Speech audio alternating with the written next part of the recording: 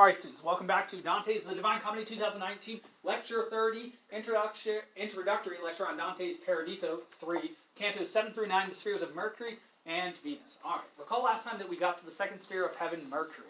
Mercury named for Hermes, the Greek god and Roman god of transactions, of translation, of moving one thing from one place to another. And so he is the merchant god. See that word Mercury there. He is the mercantile god. He is the trading god. He is the language god. He is the stealing God, because you take one thing from one place to another. And therefore, this is the sphere of those who were obscured or rather marred by their ambition, but the theological virtue which they attempted to embody was hope. Recall that we also met Justinian last time, a Byzantine emperor who lived in the 6th century, and we talked quite a bit about the 6th canto and made some connections to 6 and Book 6 and 666. And I think I said this to you, but I don't know if I laid it out for you in Roman numerals. Why 666 is such an interesting number is that it is entirely unique in that it doesn't have any duplicated numbers in Roman numerals. Each number from 500 down to 1 is represented only one.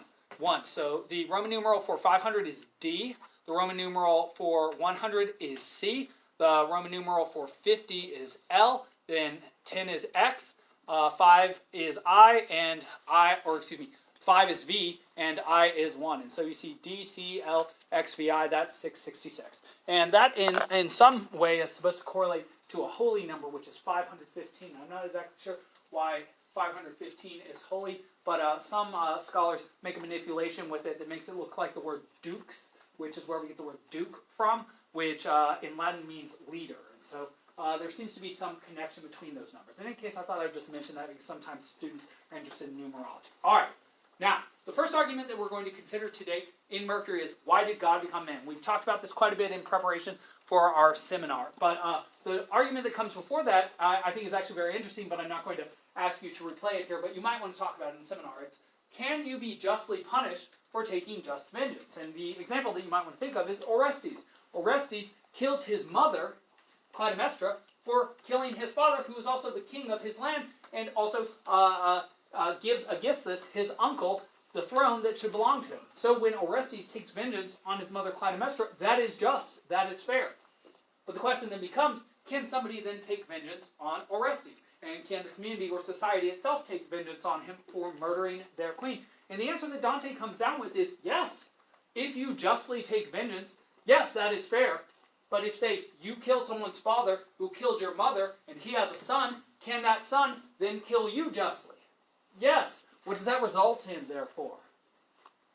A never-ending cycle of violence. So instead of simply thinking about justice, at some point somebody has to do what?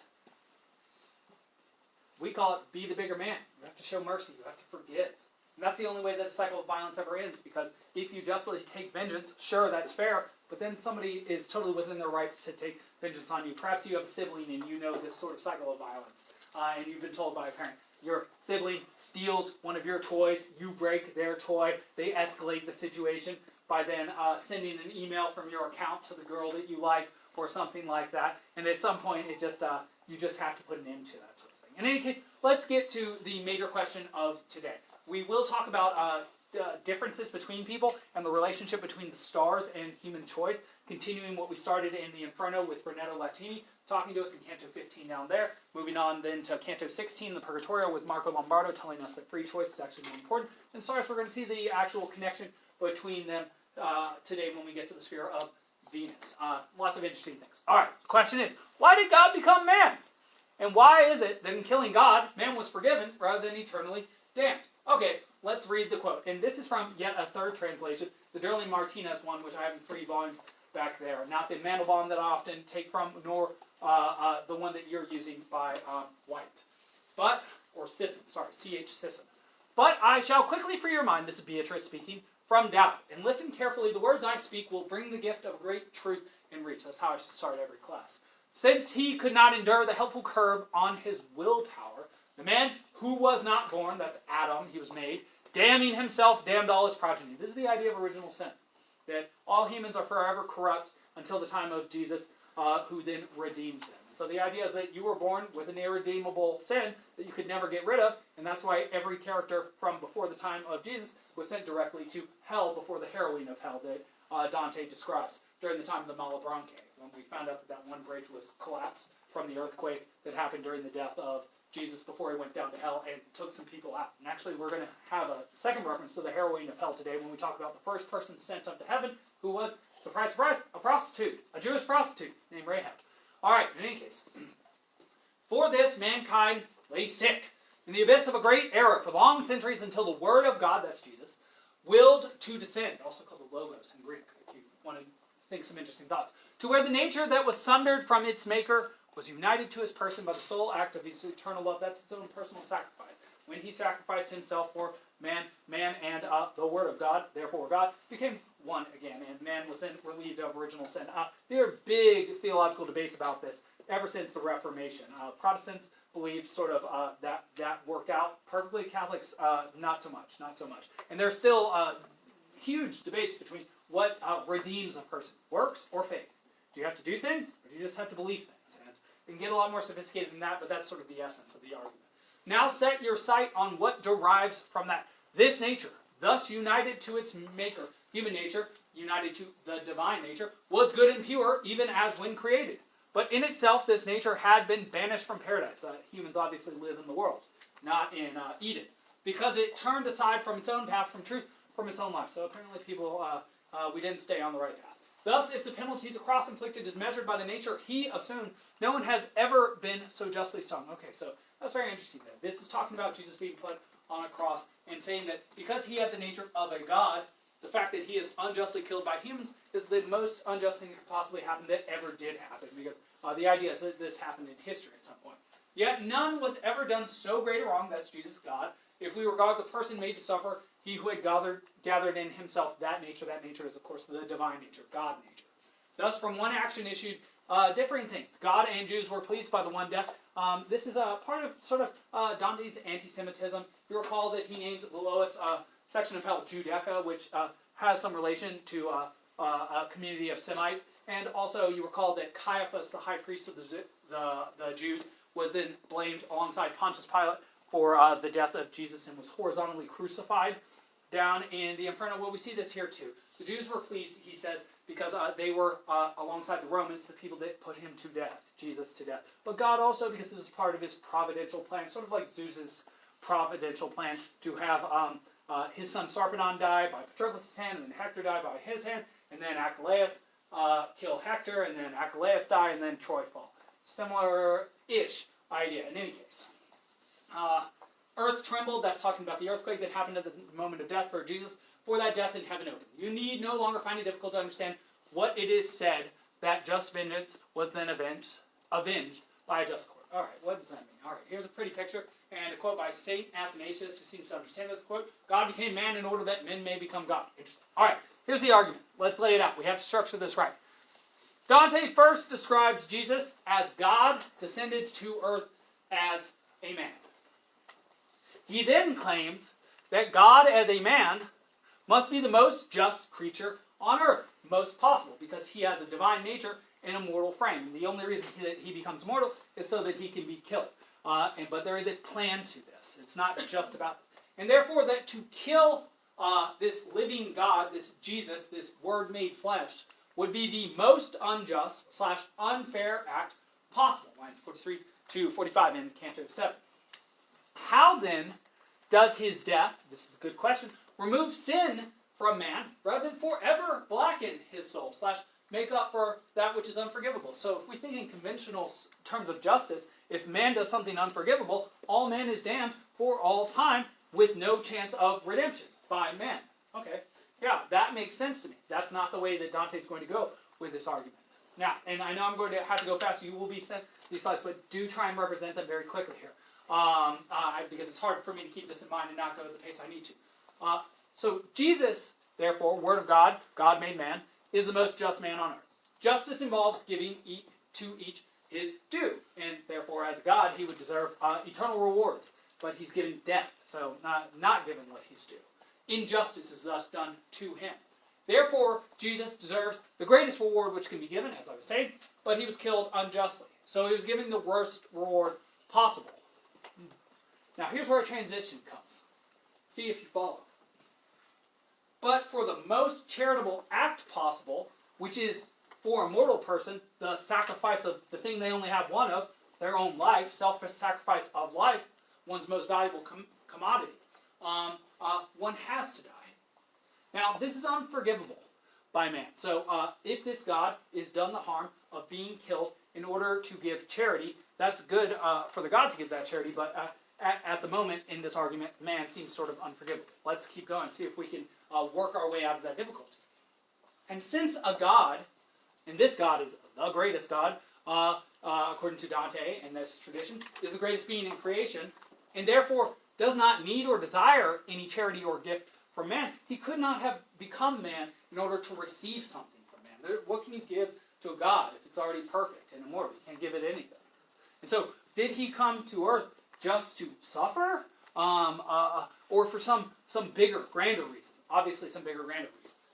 In fact, to give him anything other than killing him, or doing what appears ultimately unjust, would have limited the grace or of his gift in return to man. That's sort of interesting. So, if man had not done the worst thing possible to God, then God could not have given the greatest possible gift. Because the act of forgiveness that God gives, because he is forgiving something unforgivable by man, and the most unforgivable act possible, logically speaking, makes the gift that God gives to man even greater. That's so interesting. So that the worst thing has to be done possible to God, so that the best thing possible can be given from God. It is essentially the ultimate act of mercy, and the least fair thing that has ever happened, what man is given by God, which is a profound argument. Because as he is the greatest being, and giving the greatest charity would befit the greatest being, that means is suitable to the greatest being, as it is the greatest virtue, God therefore gives the greatest charity possible, to give something only a God can give to a creature that is totally undeserving of it, because it actually chose to kill the giver of that gift. And as I said yesterday, I don't know that I said it in your class, this is actually even worse than if Santa were coming down your chimney, you lit a fire underneath, burned him alive, and then he still gave you gifts afterwards. It's essentially a vulgar way of putting this argument, but it is correct as well. And in order for God to give this charity, man had to commit the ultimate sin, which is of killing a being superior to itself, ontologically, killing a God. Or to choose against God, which means his own nature, in a way, if you accept the argument from the top of the Purgatorio, that the divine nature and the human nature are all one and joined together, in order that God may forgive him for turning his back on God. And this makes sense. Because if God repaid an injury for an injury, God would have been injured by man. But as, by definition, a perfect being, God cannot be injured by man. And so the reason he came to earth must not have been injured, and he was not injured, but in order to give a gift to man. Just a correlate to add to this is, it's not as if the people that killed Jesus could have known that they were not doing an injury to somebody. This is part of the quote that says that both the Jews and God were made happy by the death of Jesus. Obviously, the people that killed this character of Jesus wanted this man to die, and also did not accept the fact that he was a God, which is still not accepted by Jewish people. And it's a very big difference in the two faiths of Christianity, whether it be Catholic or Protestant, and Judaism. So man, in acting against God, simply acts against himself. He besmirches himself. He injures himself. He denigrates himself by doing this. Well, who can raise man back up again? Well, the answer is not man. God, therefore, could not suffer an injury from man, as by definition, a perfect being, but as the ultimate force in the universe, he could forgive man for what appeared to be the ultimate crime. Because since there was no injury, there, and I'm being sort of legalistic here, technically was no crime. Without, that's sort of a legal definition. Without injury, there's no crime. We have a vulgar expression for that, but no harm, no foul in our language. No harm, no foul. You are God, Psalm 82:6. You are all the sons of the Most High. In any case. I guess, do I want to say one last thing? Let me just try and briefly put it, because I know you had to write down quite a bit.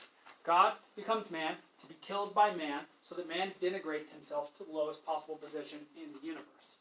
God then gives the ultimate act of charity, which is to forgive a being for killing a superior being that literally came to earth to give it the greatest gift. The reason why the greatest gift is charity from God to man is that man cannot provide his own forgiveness because man cannot forgive himself for killing a being superior to himself. Only the being that was superior to him that he killed can forgive him, and it does. And therefore, God comes to earth to die so that mankind can be forgiven, receive grace from God, and be unbesmirched from the stain of original sin. The idea is that God allows himself to be killed by man to raise man up, to make man better, to infuse man with the value of, say, a living God. And as I told you, that is this argument is the basis for the idea of individual rights that is maintained in Western democracies, including our own. The reason why you have due process is based essentially on this argument, that you all have the dignity of something which is divine, will someday die, but that you must be treated with rights because you are holy, you are divine in a certain way. And we have full courts that will protect your rights because of that belief. And, well, that's why I give you this very sophisticated, technical, and difficult argument. I know it's very tough to follow. We will probably not ever have an argument as hard to follow as this, even in the Paradiso. Again, all right, good. Let's move on. Now, there is an additional argument for why could man not raise himself back up. I'm just going to quote this to you very quickly. I don't want you to write this down because I know that you're already struggling with this, but man could not, within his limits, ever atone. That means make up for it. Since he could not descend with obedient humility afterwards. It means the crime was too big for him to atone for. As far as in his disobedience he earlier intended to rise up. And this is the reason why man was excluded from being able to atone by himself. Because he killed a being superior to himself, a god, he attempted to be as a god. But a human cannot be as a god in that particular respect. And so man, like the giants attacking Olympus, attempted to go beyond his own nature. But in so doing, he denigrated himself rather than elevating himself. So in order to be elevated or forgiven or unmarred by this, the superior being killed by him had to forgive him for the unforgivable act, which I know is very complicated, but that's the story. And therefore it was left to God to restore man to the fullness of life, I say with one or else with both his ways. But because a work is the more pleasing to the workman, the more it expresses the goodness of heart from which it issues, the divine goodness that stamps the world was happy to proceed by all its ways to raise you up again. And so the nature of God is charity. And so the ultimate act of charity is something that this God wanted to do. And so the worse the crime committed by man, the better the act of charity that can be given, the more manifest is God in the world, is literally the idea of this argument. Nor between the last night and the first day has there been, or will there be, so high and so magnificent a going forth by either way, which essentially means you're not going to get an argument this sophisticated and difficult. Again, because nothing like this has ever happened since or before, because this is the ultimate thing that can possibly happen. It is actually the claim that Dante's making, that the ultimate thing that could happen in the world happened about 1,300 years, or 1,270 years before he set the Inferno, about 1990 years for us, because we're in 2020 now. And Jesus supposedly died when he was 33, so I guess 1987. For God was more liberal in giving himself in order to make mankind sufficient to raise itself up than if he had simply forgiven, and all other ways fell short of justice, if the Son of God, Jesus, had not humbled himself to become flesh. All right, good. So therefore God could have forgiven man, but died to give man the ability to redeem himself by his own choices. All right, and because God's nature is charity, God may then give the ultimate charity, which is forgiveness to man for attempting to be more than God by killing God. All right. Yeah, all right, let's move on to Venus. Very technical argument, I know it's very difficult. Let's get some more basic stuff now.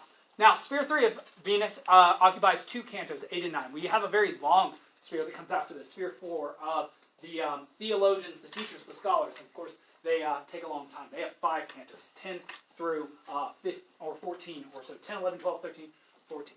Venus. A couple things about Venus. Venus is the final sphere obscured by the conical shadow of Earth, which means it is the final sphere that has a virtue that represents it, as well as a vice that slightly obscures it. The virtue is, of course, named for what Venus is god of. We recall that Venus is the Roman goddess of love, but really sort of lust, romantic love. She's based on Aphrodite, the Greek goddess, also of love. And as we know from the figures of Helen and Dido, often it's the case that Venus or Aphrodite are involved in amorous affairs that lead to chaos amongst humans, sort of the opposite of what Zeus wants, which is also why Ares or Mars is such a fan of Venus, because they both cause chaos. In any case, here in Venus we find the lovers. We find the people that very much loved love. We'll find a poet here, Folco de Marseilles, who will remind us of Arnaud. Daniel, who was a little obscured by lust because he wrote love poems, which often has crude physical details.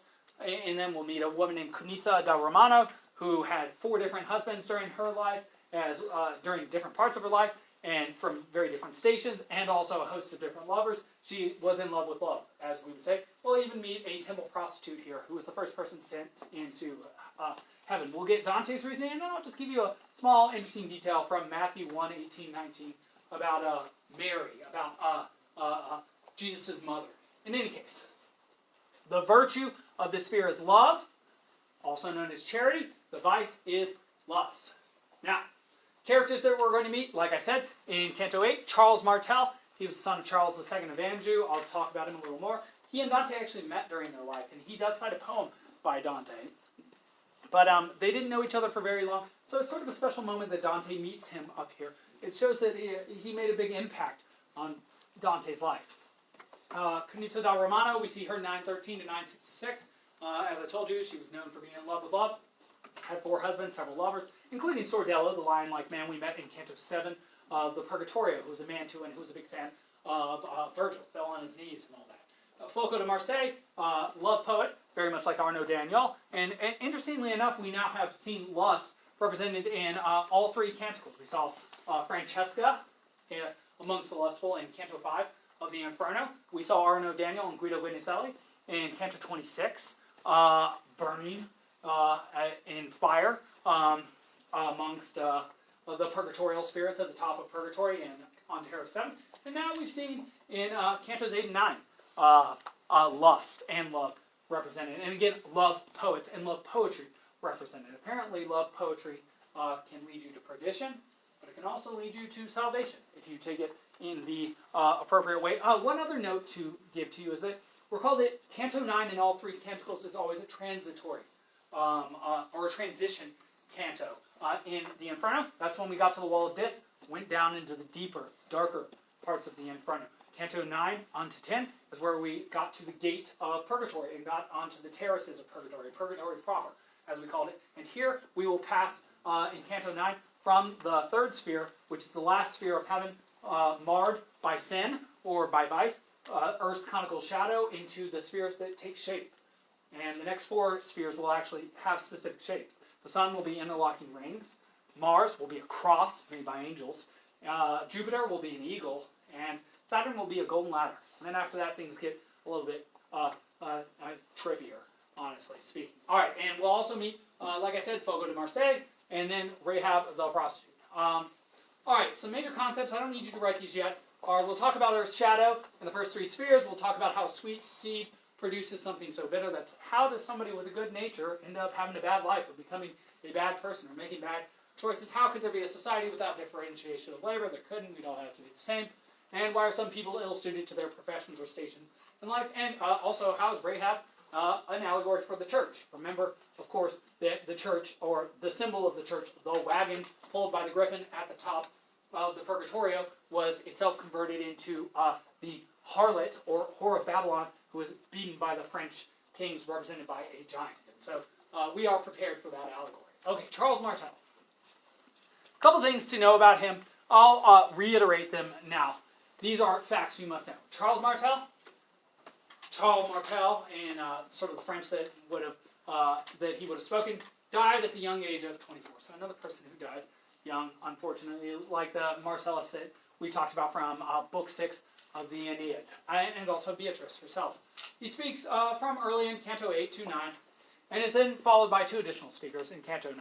He was the son of Charles II of Anjou. Recall he was a Guelph. We talked about him a little in the last lecture.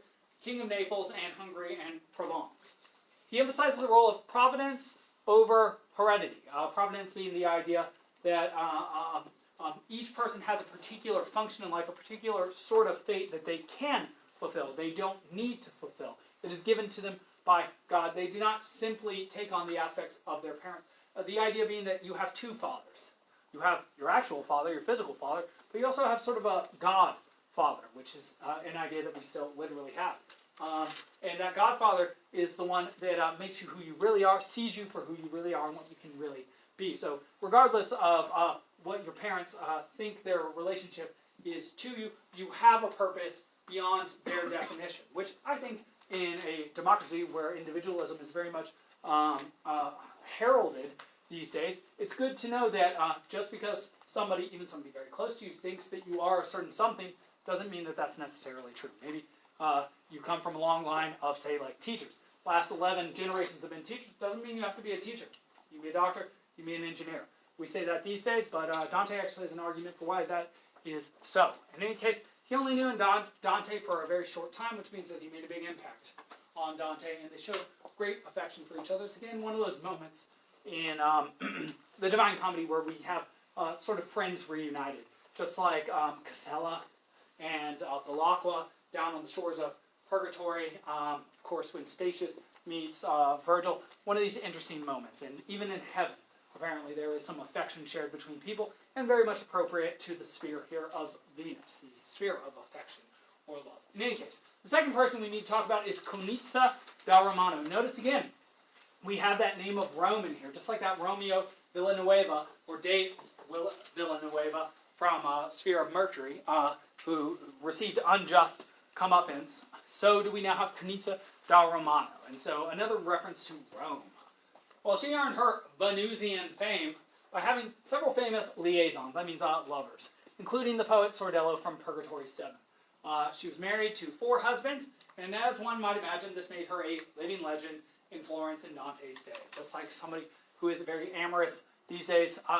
She's sort of like a Marilyn Monroe figure, if you know much about her. She very famously was girlfriend to some very famous figures during her time, including supposedly JFK, which, if you're a conspiracy theorist, some people think that Jackie O hired the assassin to take out JFK because of his famous liaison with Marilyn Monroe. Now, it's just a conspiracy theory, of course, but, you know, sometimes people, sometimes those take on a life of their own.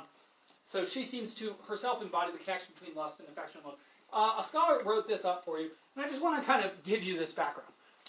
Don't write this, I'll send it to you. Cunizza da Romano, who identifies herself as one who lived under the powerful influence of Venus, that's not saying much, embodies the more popular conception of a loving individual. Married for political advantage to a Guelph leader from Verona, which is the second place, which is where actually Dante went after he was exiled from Florence. He went from Florence to Verona to Ravenna, where he died, where his bones still are, even though the Florentines would like them back. She was the lover for several years of the troubadour poet Sordello. We remember him. She later had a love affair with the knight Enrico da Bobbio, with whom she traveled extensively after Enrico was killed in a battle between her brothers Alberico and Ezzolino. That's the same Ezzolino that we saw burning in hell in Canto 12 in the River of Blood Phlegathon.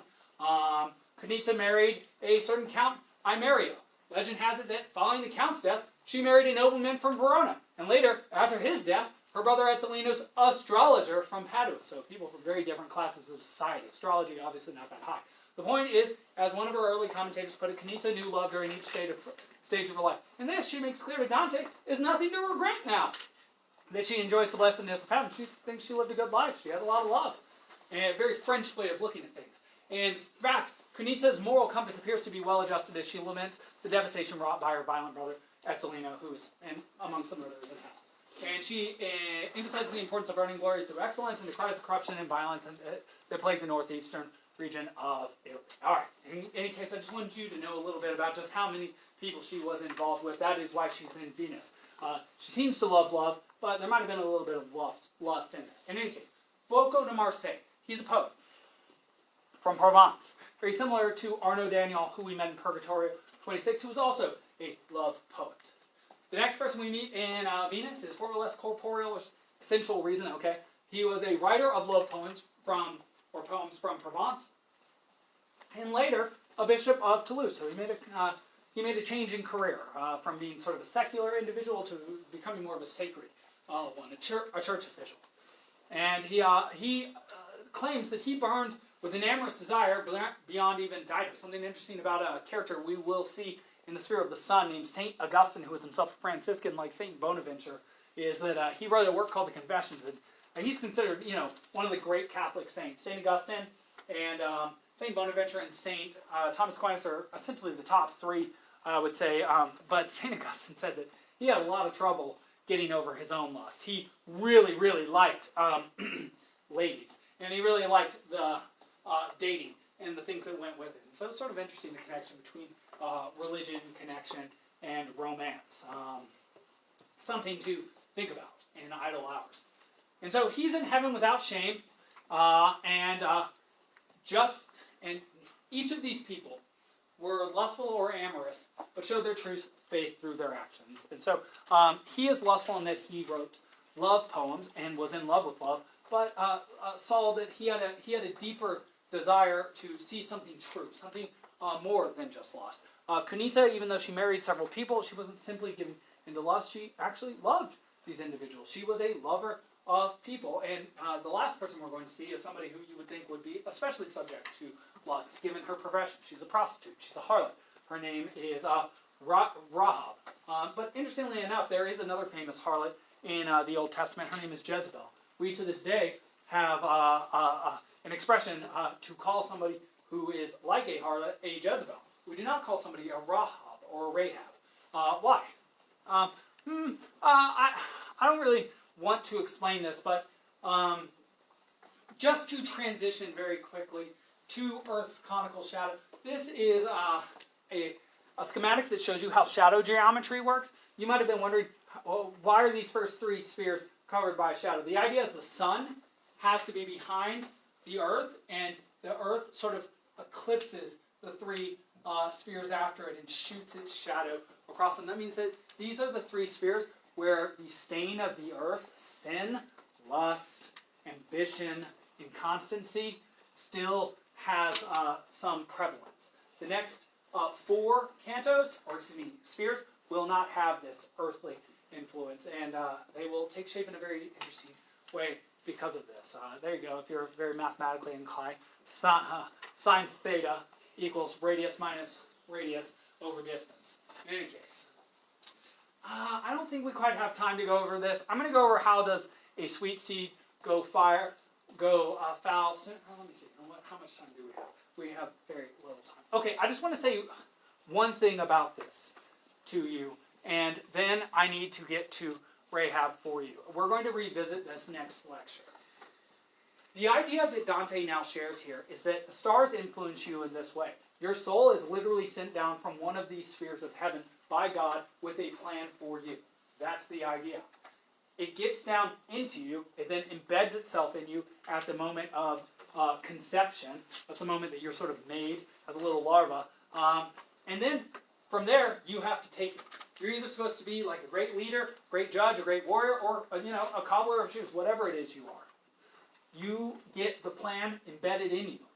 But what you become, unlike a tree, is not subject to the earth and the soil and the sun, but it's subject to your own personal choices. Now, obviously, there are things that influence you: teachers, parents, the time in which you live, the social environment in which you live. Like, is there a war going on or not? Obviously, there are going to be more warriors during that sort of time. But the idea is that even though you have a particular nature, it's up to you to make the right choices. And that's just a simple way of expressing that. But let's get to Rahab before we delve into that argument. All right, Rahab, a couple images. You can see that she's helping some spies get out of the city called Jericho. Okay, these are the last two slides of today. The last person that I'm going to mention here is the first person, and this is very dynamic, who was led into heaven by Jesus after the harrowing of hell. She was a prostitute. Now, what's her story? She was a prostitute in this place called Jericho when a famous Jewish warrior named Joshua was attempting to assault the city. Two spies were taken in, and she hid them when the city was looking for them, sort of like somebody hiding a Jewish person during Nazi occupation in either France or Germany. And she allowed them down with supposedly a red, not vine, but rope, so that they could escape from the city, deliver the information they had to Joshua, who would then attack the city, take the city, and then allow her to survive. Very similar, I would say, to what Helen does when Odysseus sneaks into the city, and she doesn't reveal him. and then he steals the palladium with Diomedes. And then when he comes back into the city with Menelaus, Helen is not killed, but her husband very much is. Very similar story, I would say.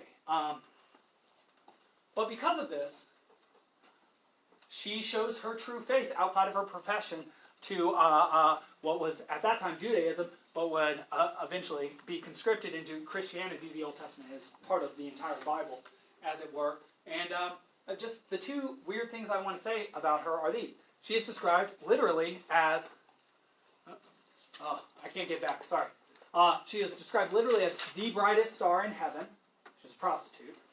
And she is the first person sent out of hell. And the big question I have for you, which I hope we can answer in seminar tomorrow, is why? And now I will give you one interesting historical detail. It is not the case that Jesus' mother was a prostitute. But it is the case, and you can check this in Matthew 1, 18, 19, that his mother became pregnant right after she became betrothed to Joseph, and he had not lain with her. The idea being that Joseph probably thought that she had done something similar to a prostitute, and he actually wanted to secretly divorce her because she would have been stoned to death otherwise, but he was told by an angel not to. So perhaps there is some connection between Jesus' affection for his mother and her situation and Rahab as well. Good work today, y'all.